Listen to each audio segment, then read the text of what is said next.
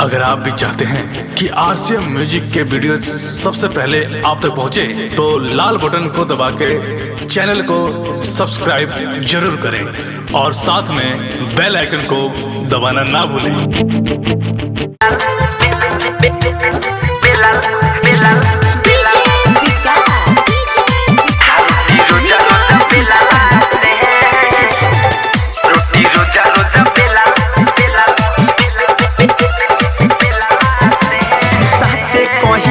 सुनाई राजा से कहिले सुनाई राजा नैया रावत खेलला से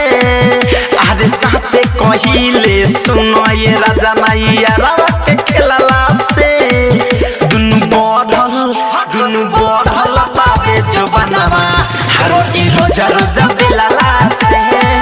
दुनु बढ़ल पावे जो बनवा रोटी रोजा रोजा बेलला से अरे साचे कहिले सुनो ये राजा नैया रावत खेलला से अरे साचे कहिले सुनो ये राजा नैया रावत खेलला से हाँ दुनु बढ़ल बाबे जो बनवा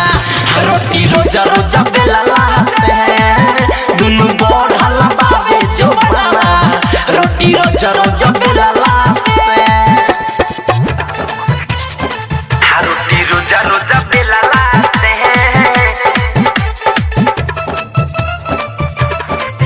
रोटी रोजा रोजा बेलला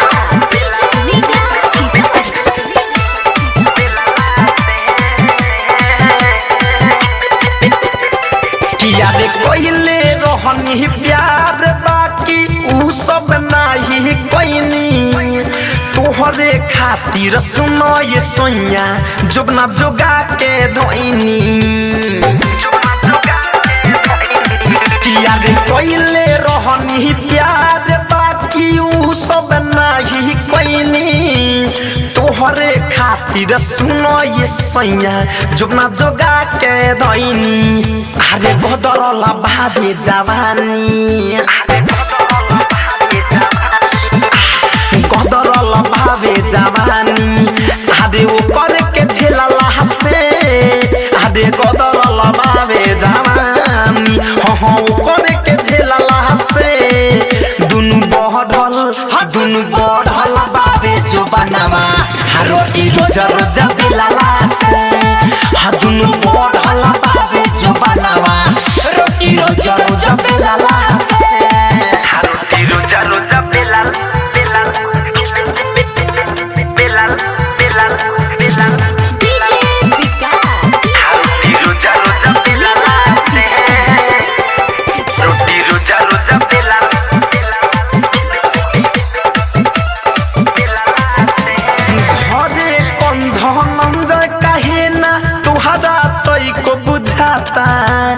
धीरज दीवाना राइटर दिन सजी खोल लेना खाता धरे कंधनंज कहे ना तुहरा तई को बुझाता धीरज दीवाना राइटर दिन सजी खोल लेना खाता अरे भइल ना ढीला जवानी हमरो भइला ढीला जवानी ओकरा के तमोरे लला से अरे भइला ढीला जवानी ओकरो के तमोरे लला से दुनु बढ़ल बाबे जो बनवा